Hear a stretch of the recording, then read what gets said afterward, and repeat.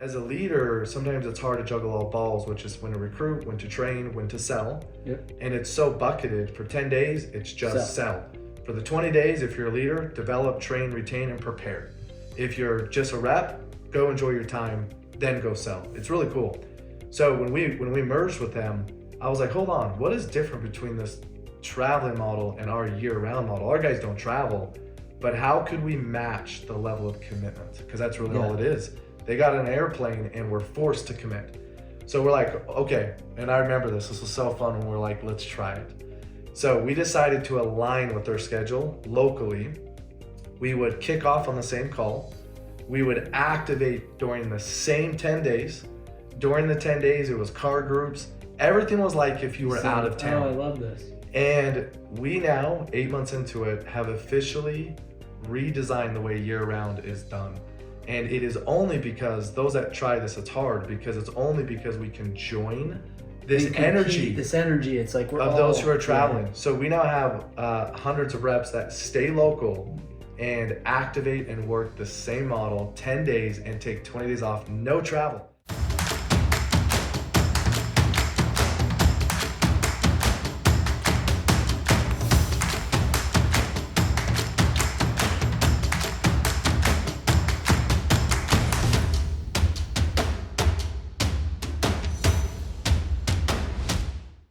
What's up, everybody? This is Sam Taggart with the D2D podcast, and amazing guests today. We have Aaron Lee and Ty Bastian, who we go way back. Like I'm talking 10 years, and it's just fun to watch the evolution of Door, where their journey's been, how it's crossed paths and disengaged, and then pass cross again, and this is going to be a very fun podcast. So a lot of history in this group. A lot of history. So if you're listening, two OGs, two top reps, two top leaders, now business owners. They run a company called Vital with over 400 plus sales reps. They're doing 500 plus a month in just 10 days. You know, like they've disrupted the Blitz program. They're the ones that invented it. Now a lot of people are trying to figure out how to run these Blitz programs. So it's really cool to see people like this come through and one, honor it, like just represent the industry well, and two, go and see how your journeys have evolved. Yeah. And it's been really cool. So check this out. We are doing, I'm gonna make a cool announcement for them, but they are one of the exclusive partners, the sole exclusive partner of the after party at Door Con. And we picked one solar company, one alarm company. We're looking for the pests in the roof. I think I have those nailed down, but we won't announce them. So basically, to throw this after party, we got Sugar Ray come in, and it's gonna be freaking fun. It's gonna be awesome. Yeah, we're honored, pumped to be one of the sponsors, and looking forward to it. Love it. It's gonna be good. Stoked to be here. Didn't know we were going live. Happy about it. Good to go. We are live. We're on audio. We're all the places. So let's go, because two people. What was your first year in Door Con, or Door just in general? 2008. My first year too. Yeah, an official Door. Yeah, it was good times. So, you know, that was during the economy kind of crash, which was unique. I mean, I feel like we're approaching that similar time now. Mm-hmm. And I remember a lot of close friends, buddies were, you know, losing jobs, and I loved that I didn't feel the effect of where the economy was. And I grew a lot through those years. So those that are doing Door this time of year, I think from what it looks like, the next 4 years are going to be very similar to when I first started Door. It's like, why during a down economy does Door get strong? For those that are like maybe nervous, they're like, oh, what's gonna happen? It's like, what happened? Yeah. So I'm a strong believer now that I've lived through, not a lot, but I'm just saying like the 2008, 2000 time frame.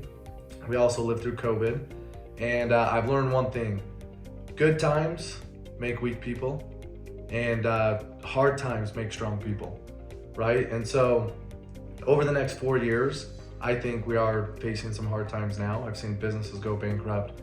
I've seen friends lose jobs, and it's hard. Like, it is hard. But the reason I love Door, I left Door for a couple of years, and I've just recently got back into it as of a year ago.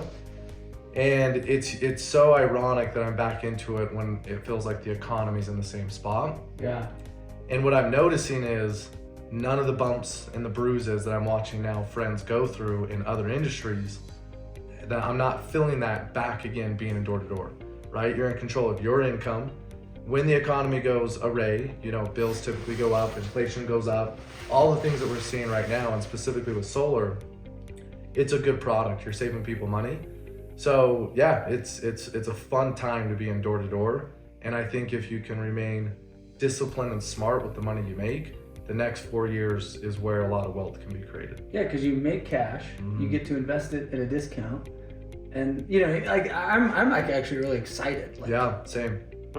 I mean, if you're, especially on the solar side of things, I mean, anywhere door to door, right? But there's so much opportunity there, right? If you can capitalize knowing that that's coming and you can do it right, I mean, that's when probably more millionaires were made in real estate during that downturn, because the opportunity was so large that as long as you sit on the side where you've got the cash that's available, there's gonna be a lot of people sitting at a good spot over the next few years. The other side of it is the recruiting side, because you 100%. get these guys that are like, I'm a Harvard grad, or I'm a badass, I can't find a job. They resort to door to door, and then they realize, oh, this is the way. That's right. And talent was all created during this down, because you know, they would never have thought twice about getting into it, you know, but now they're like, Their back's up against the wall. have to do it. For sure. Well, and if they're connected in any way to somebody who's doing it, who's still making really good money, it's like at some point in time they have to recognize, all right, it's more viable than I thought it was, and it's a real job. Yeah. It is. Sort of. Yeah, it is. What you said has so much clout to it, because this time of where we are in the economy, a lot of top talent would never consider door-to-door because they don't feel like it's a real job. They might have lost their job or their situation changed, like those who did mortgages, those that were doing real estate. Things have changed, and so now they might stay in that industry, or they might look at others. And door-to-door right now with solar specifically, it's very lucrative, and you can pick up a lot of top talent. Yep. Yeah, and the biggest thing, we just had a call with our leaders today. Interest rates are kind of going crazy. So those that are in solar are feeling the effect of rates increasing, dealer fees increasing, and it is very frustrating. I mean, the emotions are so valid. And I love this book. I'm sure people listening have, you know, read this book. It's one of my favorites, Who Moved My Cheese? Mm-hmm. I'm sure you guys both have read that. And I like that book because it talks about, you know, one mice that gets stuck of the way it used to be. And they just keep running around trying to find where their cheese was. And then another mouse went out and found a new path and a new way to get his cheese. So, you know, right now, if people have lost their job or they're mad about interest rates, you either can sit around and complain about it or ask yourself better questions, which is, how do I now become the best at selling, you know, solar with these new interest rates? How do I figure out, I just lost my job, how do I go find the next best opportunity? And so if you can get good at dealing with change, as hard as it is, I found in my life personally, the better you are dealing with change, the easier things get, and just the more fun life is. Change is inevitable and it's constant. 100%. You know what's funny is, like, Ty and I both started solar basically at the same time. Both left in 2015. You guys are the OGs in solar. Is there many left? I mean, there's some older ones out there. You know, at the time we felt like we were late to the game. Like, that's what's funny. Yeah. People started in like 11 and 12, and I remember everybody telling us how stupid and crazy we were. That the rate, all the tax credits were about to end. Like, you left at the worst time.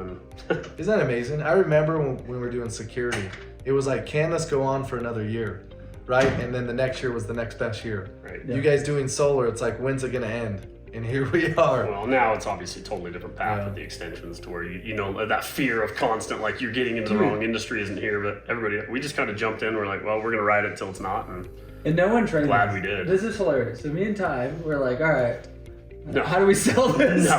Literally, we're like, not even in company shirts. We both became like VPs of this little solar company opened up in Utah, and we had no shirts. No, we just like. The best part is they hired 3 VPs the same day for like 15 people. And we were all like, "You're the VP, and you are." All right, fine. Let's just go knock on some doors. Let's figure Me it and out. Ty Brooke and. That's right, Brooke Lowe, dude. I ran into the airport. Man. Good dude. Such a great dude. So literally we go knock, and back then we didn't know any different, and so we were selling it what price per watt? I mean, until you just said it now, I was like, oh, is that what we sold for? It was like 5.5, but we didn't even know. They made our proposals, And we just had to sit down and sell it. We didn't know what a price, I didn't know what a watt was. It wasn't. 5.5 was our price per watt in Utah, where we're not in Cali. We're like 10 cent kilowatt hours, you know. And then we were having a 4.99 was the interest rate that we sold at. So it's funny now that we're 7 years later, we're back to a 4.99, right. except we're all selling it lower. And we're all bitching, and I'm over here like... No, people have forgotten the way banks We just didn't know either, yeah. but we dropped like 8 that first week. Yeah, it was nuts. Like literally, I remember first week, we both were like, oh, let's just go ham, and we both sell like 8. Yeah. and granted, Ty and I are good, but it was just like, that goes to show people like, oh, just because you've been selling a 1.99 for the last 2 years, now all of a sudden you have to sell a 4.99 or 3.99. It's like okay. Yeah. It's like, You either can choose to figure it out or keep saying, I wish it was the way it was, because this is the reality. This is where we are.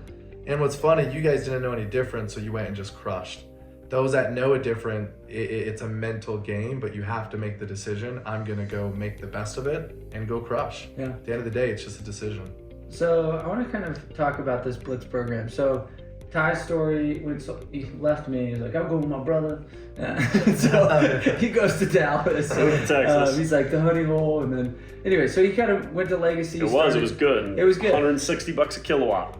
And that's another thing. I couldn't turn that down. He was making $160 a kilowatt. R.I.P. Solar City. And then like they pulled a plug on 1,600 reps overnight. Like it's just like, oh, we're shutting down the program. Man, that was hard. Sad day. So then you go to Legacy at some point and you start this new program called Legacy X, and kind of pioneered this concept of blitzes. Let me step in. I want to say something real quick. Yeah, tell us this whole thing. I love, there's some credit I'd like to take, but let me say one thing first. I didn't invent the blitz model. Yeah. Look, people have been running blitzes and preseason trips. Oh yeah, and alarms we did forever. Whether it's alarms, whether it's solar, really all I would say we did was look around at the industry as it was, and I saw a little bit of a broken industry where people were starting to attach to random installers all over. There wasn't a lot of differentiation. That problem still exists today in a big way, in my opinion. But people were starting to take random blitzes because they wanted to get into solar. They were sick of summer sales, and they didn't want to move. And so many people lived in Utah, so they started doing it, and we weren't the only ones. I just looked around and saw an opportunity similar to summer sales where it's like it's a way to do it different. I think we were the first ones to put very, very serious organization, structure, calendarization, and then heavy marketing so that people understood what was available, right? And then as soon as we coupled the structure, the organization, and built a program that was built to scale, right? Similar to what we've worked at larger reputable companies and created a really good structure to it. Then it was just making sure people knew that there was a way to do it different than what they knew, and then it just exploded from there. So definitely didn't invent the Blitz program. We coined the 10-20 model that you could say, and So 10 days on, 20 days off. So imagine that. You go to recruit somebody and you're like, hey, do you just want to work 10 days a month instead of 30 days a month? Like, you just get 20 days. What do I do in the 20 days? Play, I don't know, go ski, like whatever you want. Please manage your pipeline. And outside of that, I don't care. Just manage your pipeline. Yeah. It's the coolest model because I got to watch it from the outside. And I'll never forget when I actually started to meet the people making the money they were really in 10 days. And we compared it to those that would work 30 days. And they were making, if not the same, but in most cases, more money in the 10 because they were super intentional. So those that want to go blitz, there's definitely a method to the madness. I mean, the way these guys kick off the blitz, the way they hold the blitz dates like accountable, like either you come for all 10 days or you don't go at all. The way the meetings are ran, the way the blitzes end with a celebration call at the end, there's a reason it works, and there's a reason why others maybe have not made it work. In solar specifically, it's a pretty big investment to do blitz programs if you're traveling. Yeah, you've got flights, hotels. And solar, you don't get paid until a couple months in typically. So a lot of people try Blitz 1 and they're like, okay, results were all right. Blitz 2, they're like, well, hold on, for what I'm spending versus what we're getting results, maybe it doesn't work, let's shut it down. So now it's been 3+ years, I think, 3+ years you guys have done it. Yep. At scale, hundreds of reps. And it works. Well, here was the problem we ran into. So obviously we all come from Vivint, where we were all solar or summer sales model with some preseason blitz. So we had a little bit of blitz history, but like what was interesting is when we first got into solar, it was like we're in our effing backyard. It's like, how do you just wake up one day and be like, all right, I'm gonna go knock without Ty like breathing down my neck, being like, I'm beating you this week. I'm like, okay, like you lost the culture. You lost the structure, the culture, the incentives, the competition. Right? People don't. I feel like there's a culture inside the solar industry that has gotten so red line focused, and there's nothing wrong with that. And doing 3 or 4 a month, and you're just like, 100%. Cool, congrats, dude, you did 3 this month. I did 3 today. It's the first question I get half the time is, what's the red line? I'm like, if that's your first question, you're barking up the wrong program. You always will be, and it's not because we're not going to be in a competitive situation. It's the same thing, I think. Look, I've worked for multiple small companies or ran my own small companies and had a better deal where I made way more per sell. But over time, like, after leaving Vivint, for example, I'll use Vivint. I love Vivint. I learned so much there, right? But I made way more there in the years I was there because of what you're talking about, right? Like Sam wasn't breathing down my neck. I wasn't so focused on competition and the environment and the culture and the competition, all the things that come with it. I just produced more. So even though I was making less per deal over time, my bank account looked better at the end. And so I think, there's so much value to an organization who understands that, who understands the marketing, the structure, the systems, the organization, the platform, and that value it's difficult because you can't show the monetization of it, right? All you can do is look and be like, look, so many other people do 2 or 3, and if you sell 4 or 5 instead of 2 or 3, you just made up for way more than whatever your 10 or 20 cent different was in a red line. It's not about that, Not to mention the recruitability and the scalability, because more people are willing to come to a program because they want to join something. They want to be a part of a family, of a culture, of a movement, of an energy, and it's getting so fractionalized. Fragmented. It is the most fragmented industry. It's sad. Yeah. So I have to publicly thank Tyler. The year I was number 1 at Vivint, 2014, when he's talking about this, like, I wanted to go home. Yeah. And it was, I'm done. We won like the cup, like it was over. I'm in effing Kansas in a hotel, and I am like beat, and it's just like, why would I stay out here? Well, I had Ty Bastian trailing me and catching me quickly, and I'm sitting there like, well, I'm not gonna let him beat me. So I'm like, Ty, where you at? Okay, like, cool. And he's like, I'm pacing you. He calls me one day, and he was number 2. Guys, like, I'm telling you, like, having somebody in high volume. Is that accurate? Were you number 2, number 1? I mean, it's all how we're spinning it. It's all how we're spinning it. This is how it went down. Year-round sales, he was number 1. I can't get anything. He probably beat me in some. Summer numbers, we won't talk about it right now. So he literally calls me one day, and he's like, Sam, you have it in the bag. Good job, dude. No. And I was like, what do you mean? He's like, well, my wife's going into labor, so I gotta go. I'm out. And I was like, wait, you're not gonna like come back and just like side deal this shit? And he's like, no, dude, you got it. I was like, 3 years. Respect. 3 years. Every child I had came in the first or second week of August. Every child, and every time it ruined my rankings. Is to keep you humble. He's like, I would finish number 1, but I have to go. That's just bad planning on that one part. I came early every time. So his wife goes into labor. I was like, sweet. So I had a decision to make though that year, which is interesting because again goes back to culture. Had it just been about the red line, I wouldn't have cared. I would have been like, oh cool, I finished number 1. I was at like 380 deals, and I'm like, I'm already so close to 400, so I had to stay out another week, throw in another 20, and hit that 400. Yeah, it definitely wasn't about the money. No, it wasn't about like you're already beating everybody. You already made the money. It's that extra push, and it doesn't happen outside of a model where you have enough of that. Yeah. And one thing I just gotta say. So I follow Tyler myself. He's the man. Best to do it. You guys both were phenoms in your own regards. What is cool about what you did, Tyler, you not only threw down, but I still don't know a rep that's in this bucket. I don't know someone that threw down at the level he did with like no customer complaints. Like at our prior company, Vivint, they would use him as an example multiple times and say, be like Tyler. He sold over 400 with 0 complaints. I just paid him. I'm like, what was the secret? So it's admirable. It's cool. And I think in solar specifically, since we're in the space, it's fragmented, but you're watching cities and states get a little more regulated. Yeah.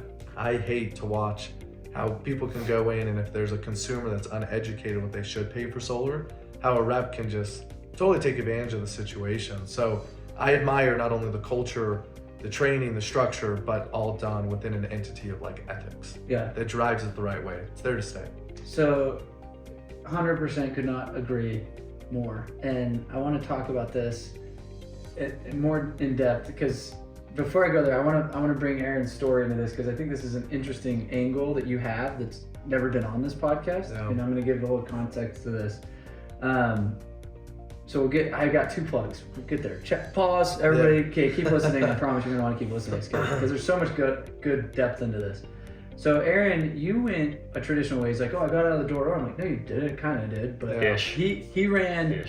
Guys, just to put the context, he ran Best Buy's program or retail program for the alarm side of Vivint, which is an interesting pioneered new model. Everybody's like door to door, and Aaron's like, I'll try something different, and was ahead of that. And how many reps, how many Best Buys, how many retail? Don't cut me out. We did together. We were, then I got fired. Yeah, I was like fired. Aaron, no, I'm not gonna give Tyler this question. He was like in a very little percentage. Don't give that shit. So Aaron built the whole program. Let's be real. Tyler threw in some extra cents. But hey, we did it together. It was great. No, it was fun.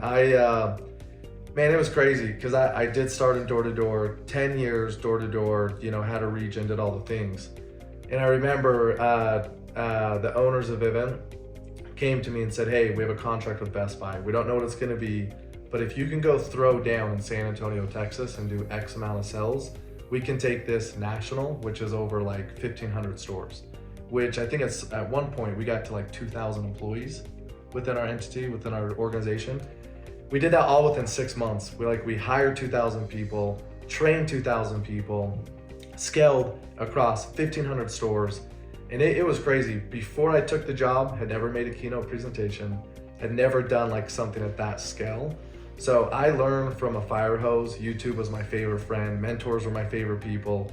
Like I paid the price hard, and we learned a ton. It was fun. It was good. And it's like, guys, you're thinking Best Buy. Like, it's like, we got to set up effing booths and store sales guys that are selling retail style, kind of like a T-Mobile or the phone guys in there. It's kind of like you're in there.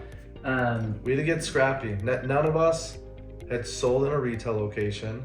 And shout out to Matt Jameson. Matt Jameson was our very first sell in a retail store. And I remember we were in a Best Buy and we approached maybe like 20 customers and none of us can get them to buy yet. And we would regroup at the end of every approach and be like, what'd you do? What'd you do? What'd you say? And over like 6 hours, we finally figured out the approach within a Best Buy. They didn't offend the customer. That was right. And Matt made the first sell. And from there we took off. We blew out the numbers that, the owners wanted us to hit. And then, we scaled to all the stores. So it's interesting. Kevin Trost, believe it or not, came and spoke last week in one of my mastermind events. And he talked about kind of this, I don't think our industry realizes how much value it brings. Yeah. Because he went and pitched Uber on creating a campaign for them, Amazon, and Google. You know what I mean? And so he's like, let me deploy a bunch of ninjas to go get you more drivers for Uber. And I'm like, well, what's it worth it to you? And I've just got a team of ninjas that know how to sell. Yeah. And I think, to go and do that to Best Buy and be like, okay, we got an army of badass sales guys, watch, and blow their numbers away. Like, these are big brands, Uber, Amazon, Google, Best Buy's, like, that don't realize like the value and tradition that we've created in a direct sales model that a lot of these companies would have never even fathomed. They're so used to certain creation costs, certain models, certain risk on spend. They're like putting stuff at the airport billboards and they're like, I hope we get a return. No, it's true. It was because of the skills I learned in all the years knocking doors that I had the opportunity to learn in the field, unfortunately, how to scale something in a large way in a retail setting. Because we were successful within Best Buy. That then led to a partnership with T-Mobile, with Sprint, and with Sam's Club. So we evolved that model to other partnerships as well. That's awesome. It all came from the tenacity, the time, the pain in door-to-door, learning how to do it. And you remember this, we were really good at knocking doors, but when we first started, it was like, whoa, W2 world, how does this work? How do you interview properly? How do you hire properly? What's a director? What's a region? It was a lot, and I'm proud that we went back to being a rookie again. Yeah. And I love that because we had to learn how to do it the right way, and we made a lot of mistakes, but we had to pay the price again, and it was fun. Well, the thing about the retail, I was only there 9 months, like I said, fired, right? He ended up running the whole thing for the next 5 years, and to his point, he's grateful to be back in door to door, and as am I. I didn't last long after the 9 months. I went right back. But even the 9 months I was there, the 5 years he spent there, the scale at which that program was ran, right? And the amount of spend that was put into it, the departmentalization that was put into it, and sitting through, I mean, because of how quick it went, there was executive meetings every single morning with, you know, all the high up executives of Vivint with their Harvard degree. Like, we sat through a crash course of you know, watching $100 million program be created and how it gets created, and without that experience too, it wouldn't have led to where, you know, we're at today. And everything we do, it's how is it built? Is it built for scale? Right. And that's the first question. Can it scale? Can you scale it? Is there culture behind it? Does this you know, hold true for a long time? Does it make accounting easy? Every decision is not just a sales decision like out of nowhere, because eventually if you don't have a lot more structure, organization, and scalability built into everything you do, then you're gonna cap. And I think I'm so glad you said that, because like, talk about the fragmented, it's like all these reps are like, oh, I could just go be a dealer. Yeah. And they think like a salesman does, but people don't realize, like, both your backgrounds, like you ran your own alarm company for 5 years, you were part of this retail division, you created its own program within Legacy, you had background in it, like 10 years, then you did this, and now you're finally like, hey, we'll be entrepreneurs. Correct. You had 15, 20 well, years. And there's stupid amounts of failures in between too, that you learn from, and until that, it's not, you know. Yeah, and people ask me, they're like, Sam, I'm like, dude, you've literally knocked for 6 months, you idiot. Like, yeah. And I'm like, you're doing a disservice, no joke, to every rep you bring on. Like, you're thinking, oh, we're gonna pay better. I'm like, dude, you're doing a disservice. Yeah. Like, and I can't say that. And some people hate me for this, but I'm like, no, people ask me like, Sam, I'm like, no, I started in 2008. And I didn't be an entrepreneur until 2018. Correct. Like, that's when I started. Get the experience first. Yeah. I had 10 years of solid trial, error, experience, leading, growing, falling, like losing my team, like within an organization that taught good things. It takes time. So I went to an event as of late, and it changed, you know, a lot about me. I loved the event.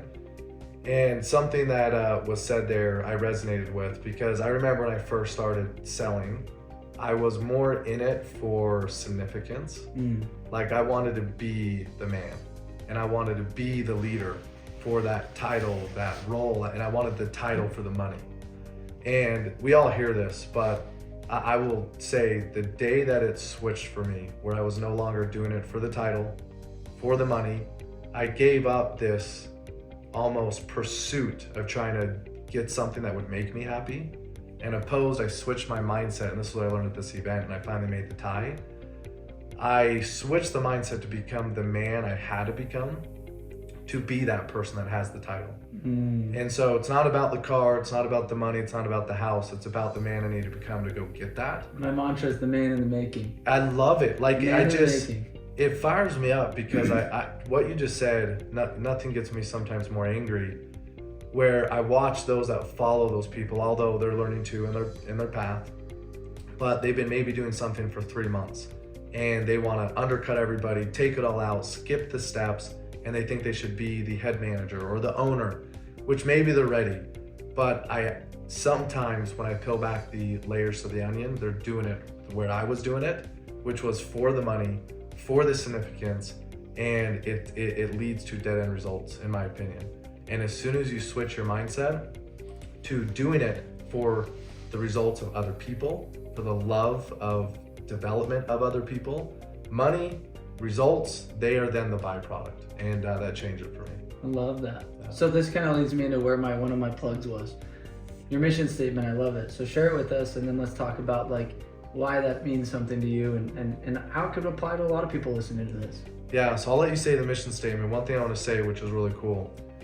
We started Vital just under a year ago, and they've been doing the X model, which is the whole program would get on an airplane and they would travel to a location for 10 days. And the energy for the 10 days was unmatched, because if you think about it, they were away from home, away from distractions. They were in a forced model to go create unbelievable results. When I watched what they did, I brought a portion of my company, because I was running my own company at the time, and then we merged our two. And when I brought my group over, we were a year-round model. So we did, what we did every day, 365, right, all the time. And when I watched how happy his people were, They were working 10 days, and to your point, taking 20 days off. Yeah, your wife can't bitch when you're like, I'm here cooking and taking the kids to school for 20 days. Sam, it was amazing. I've never seen better husbands, better wives, better, people that are living their hobbies while making good money. As a leader, sometimes it's hard to juggle all balls, which is when to recruit, when to train, when to sell. Yep. And it's so bucketed. For 10 days, it's just sell. For the 20 days, if you're a leader, develop, train, retain, and prepare. If you're just a rep, go enjoy your time, then go sell. It's really cool. So when we merged with them, I was like, hold on, what is different between this traveling model and our year-round model? Our guys don't travel, but how could we match the level of commitment? Because that's really all it is. They got an airplane and we're forced to commit. So we're like, okay, and I remember this was so fun when we're like, let's try it. So we decided to align with their schedule locally. We would kick off on the same call. We would activate during the same 10 days. During the 10 days, it was car groups. Everything was like if you were out of town. Oh, I love this. And we now, 8 months into it, have officially redesigned the way year-round is done.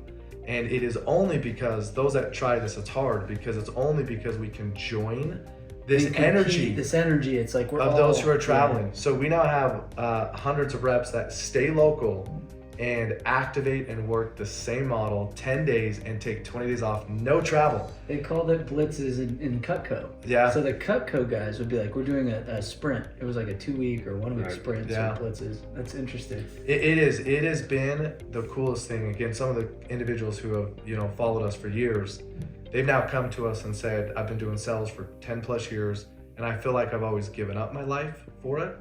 In this model, I feel like I'm actually taking care of my health, my religion, my goals, my side hobbies, my family. Cool.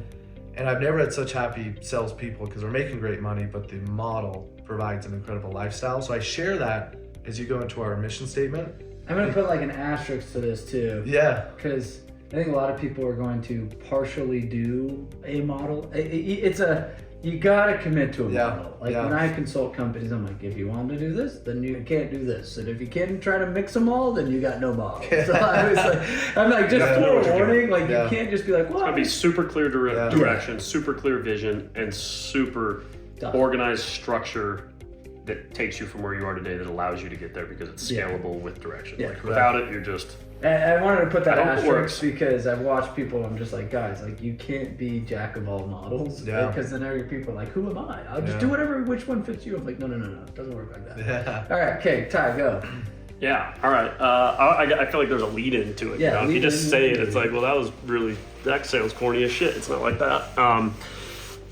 So our, the tagline of our business, our company's Vital Power, for anybody who doesn't know, tagline of the business is uncommon energy, right? And that tagline, I gotta give credit to Cade Mangelson. He's our media director, and he's freaking rad. Puts off content like nobody's business. And but that meant a lot to us, right? When we started the whole 10-20 model, the backup right before that is, I kind of went underground for like 2.5 years. When I got done with the retail, I didn't know what to do. I was done with the Vivint side of things, and I was done with Summers. And so before we started that, for 2.5 years, I just went to California by myself. Sometimes I had 1 or 2 friends, but a lot of ton of alone time in hotel rooms, just doing my thing. And super introspective, kind of got out of that whole curve. And after 2.5 years, I recognized how much I missed what I needed to drive me. Even though I was self-motivated, eventually being in an organization just creates something bigger. So I knew it was time to get out, but when I got out, I also had enough time to think about what I loved about the industry, what I missed about the industry, what I wanted again, but a lot of time to think about what I hated and what I disliked, what I didn't want to see, and if I was going to try to come back and build something bigger again, how we could try to avoid some of the things that people don't like, right? And I feel like there's another piece of the industry that is so just the Utah sales bros, the politicalness, I feel like so many times within companies, you end up with different teams, regions, divisions that feel divided and against each other, not unified, and we just didn't want that. We wanted to be different, right? So we kind of wanted to be uncommon in that aspect. And we just ended up trying to start with saying, hey, if we're gonna build anything, this is the structure to it. We don't care who comes. If they agree to the structure, they're in. If not, we don't care if we're 3 of us or 100 of us. It was never about how big we got. It was just, do you meet our values? Do you meet our structure? do we all have the same expectations? And if we do, it's going to be fun. Yeah. And we're going to work our asses off, you know? And because that was our plan, and then we kind of coined the whole 10-20 thing and marketed it well, it turned from like 3 to 250 people quick. But the environment, the energy, and the culture, it honestly feels different than any organization I've been a part of. And I don't say it because it's something I started. It just, the people change everything. The people make the difference. The energy and of the individuals you bring on make the difference. And we just have a little bit of a different culture. It's not the typical Utah type of a group, you know, and that's probably put us in a position where oftentimes people think we're a group that we're not. It's just more of a judgment-free, egoless zone where everybody's unified in just being friends and good. We're all still competitive, but it doesn't feel like a lot of those ways, you know. So in general, our whole group feels like we're a little bit outside the box, a little bit uncommon. So part of that speaks to that. Also, uncommon energy speaks to the fact that it's a different way to buy energy, right? So from a customer-facing standpoint. So now that we've set up where we are, you know, we when Vital started, we partnered with Freedom Forever as one of their master dealers, right? And so to us, that's a huge differentiator because you've got this model where anybody can start their own solar company tomorrow. You don't need any experience. Nobody's going to require a rap sheet that shows you what your numbers were before. They're just going to say yes if you go to an installer and you get this great red line. And it's so fragmented. If you want to scale, if you want to grow anywhere in the United States right now, and you have a big network, you've got to go partner with 5, 10, 20 companies to fulfill everything. Yeah. The problem you run into is the second you go to do that, if you're going to have a back office to support your sales reps or a travel coordination office or a concierge platform to help a pipeline, every individual you hire has to learn 5, 10, 15, or 20 processes. And you're talking about $15 to $20 an hour employees. Training them on one process really well is difficult enough. To train them on 5, 10, 15, or 20 is impossible. And so you end up with companies that cannot scale, companies that attempt to scale who have major problems and poor experiences on the back end and the front end for reps. And so when we went to start this, it was like, we're not doing that. You know, we've been places before where it was like that, ran into problems. And so Freedom allows us to scale massively on one system, one platform, one program, right? And I think there's a lot of power behind that. So because we have this scale, I believe without question, when you take our systems, our structure, and a sales model that's totally different, where all of our people only work 10 days a month, whether it's a year-round program, whether it's our traveling program, or whether it's the summer program that we're about to launch, everything runs off the exact same thing. Our competition platform is the same. Our calendar is the same for all 500 people that's continuing to grow. And we're heavily focused on social media. And when you combine all that together in the recruiting platform with social, that none of these billion-dollar, door-to-door companies that have been created over the last 20 years, they didn't have social media. They did it all organically, right? Anybody who's looking at the space right now and thinking small, and this is really what I'm getting at with our mission statement, anybody who's looking at it thinking small is not seeing the opportunity we have between what the solar space is, between what social media now allows for recruitment. Like, there's such an abundance. So it's not just us, this is everybody. Yeah, there's 1,000 companies out there, and they all can go succeed because, dude, you take Vivint, right? We've talked about a lot of it. Shoot, they built a multi-billion-dollar company multiple times off like 4 colleges. Yeah. Right? Like Utah, 4 colleges and one summer program. And so you differentiate some models. There's colleges and people across the United States hurting for jobs, looking for jobs. They have no idea this opportunity exists like we do. And if you can branch that on social, the recruiting abilities, and if you can put them into a system that's built for scale with one program, one platform, we without question think we can become one of the largest solar companies in the country. So we want to do that, but we don't want to do it in a normal way. We want to be outside the box. We want a different sales model. We want to be innovative and different. And so our tagline or our mission statement is to become the most uncommon sales force in the world. That's what I think we can do. We just want to be different, right? We want to grow. We want to spread the opportunity that's out there, but we want to do it a different way. Yeah, my dad was a really succcul entrepreneur, and every time... But it was burning hot. Maybe it's the light. Maybe it's because I didn't know I was going live. It's like frying. I feel like it literally 20 degrees. No, I love... Hey, look at that. It's like, right there. Plug. Can't kill that jacket. He always said, like, any entrepreneur out there, it's like, he goes...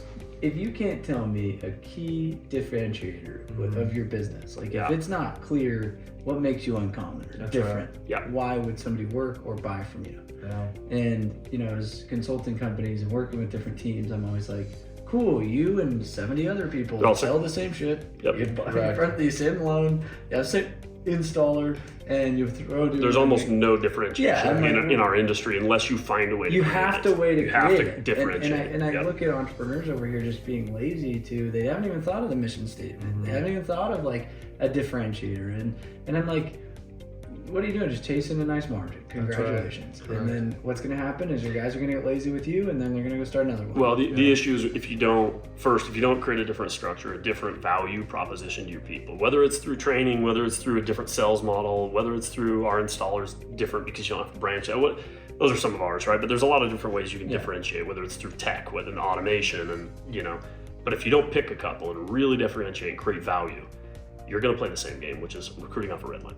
Everybody else is recruiting off a red line. So if you recruit off that, eventually somebody else is just going to offer them a better one. And because you haven't recruited off anything else, it's same thing. Inevitably, you will lose your teams. Yeah. And it will be over. If you don't have a different value and something that actually, creates a better space, a better energy, a better culture, a better opportunity for everybody. So.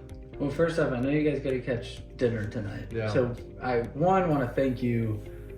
I feel like we could go for like 4 hours, by the way, because I'm like, I have a million questions.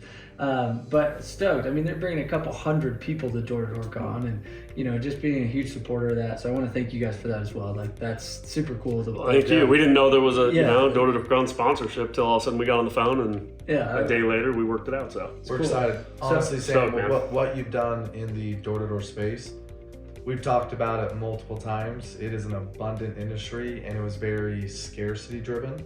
People are very guarded, very protected. You are the first to make a community with the door-to-door mastermind 100%. strategy. It is big shout out to you. Just as far as we go back as our history, it was fun to watch you start. And just like when we first started door-to-door, our moms, our dads, everyone's like, "What are you doing? Don't do door-to-door." Yeah. When Sam's like, "I'm gonna start a door-to-door over, community," we're like, "Oh, okay, interesting." And now years later, it's like, Sam, it's incredible. So we are pumped about Door to Door Con. Our whole company, hundreds of them will be there, and looking forward to it. I need to plug Sam one more time too, because he's ego stroked us all night. Yeah. It felt so good, and it's great. But no, to Aaron's point, Sam deserves you deserve so much respect. Yeah. Like here's the thing, right? There's a lot of great guys in door to door, right? In the top 1%, which Sam's in the top 1%, Aaron was in the top 1%. I've been there at different times in my career, and there's a lot of really good trainers out there too. And so the amount of whisperings over the last 5-10 years as you've done this from guys of like, well, I could do better, I hear that all the time. And there's probably a time even in the beginning too where I thought the same thing, right? I'd be like, I don't know, like Sam, I mean, is he the best? Look, bottom line, Sam's in the top 1%. We all know he's one of the best. You can't even argue it. He's been the best. He's been there. But anybody can say whatever they want. Nobody had the balls to go do it. Yeah, nobody had the courage to stand up, be them, and just train how they wanted, say how they wanted, and not care. And you still do it today. Yeah. And you do it when you're not ready. It's like the Grant Cardone status. It's don't wait till everything's perfect to go. Just go. Right? I still see that in all Sam's work. I'll give you an example. Right, it just happened right now. So authentic. We're up in Sam's bedroom. Yeah. He just has it's not like we're not in a studio. Yeah. We're not. Yeah. Sam's been running door to door. He's the runner of this whole thing. I expected to go down to his basement, have the sickest podcast, so dialed with all the equipment. Nope. We come up to his bedroom. He goes into a back closet. He grabs a light. He sets his camera. I'm expecting I'm expecting $100,000 in the sickest camera equipment, because even we just went and built a podcast studio. Yeah. We're like, no, we gotta have all the night. Sam whips out 3 iPhones. He's like, can I see your iPhone? And let me borrow your. Yeah. He's got 3 angles because he's using our iPhone. He's just scrappy, and he does it doesn't wait till everything's perfect. And that would be ode to Sam on that one, and anybody else that happens to listen to the podcast or is actually listening live. I don't know how many people would get on this thing, but I mean, this dude. So many props, dude. Yeah, you just did it and you didn't care. And now anybody who used to say that about you, even if they have something to say, they look now and they're like, damn, that dude freaking did it. Yeah. It's cool. Thank you. Super cool. That's it. Straight up. That means a lot. I really do appreciate that, because I did have a lot of naysayers and a lot of, still, I mean, people, I'm like, I still talk to other people and they're like, oh, Sam, you still doing that door That door to door. I'm just like, what? Yeah, the one that's making me just millions and millions of dollars on an I do that thing. Shows, documentaries. Yeah, it's like Sam, you're a powerful statement of just taking action. Thank you. No, mad props. Built something incredible. Thanks for having us, dude. Well, thank Appreciate you guys. And we'll see you guys on the next episode. If you guys got some value out of this, share it. Go follow these guys, Vital, VITL, Aaron Lee, and Ty Bastian. These guys are OGs. They have tons of value to give. And we'll see you guys in January. This will be good. We'll see you in January, dude.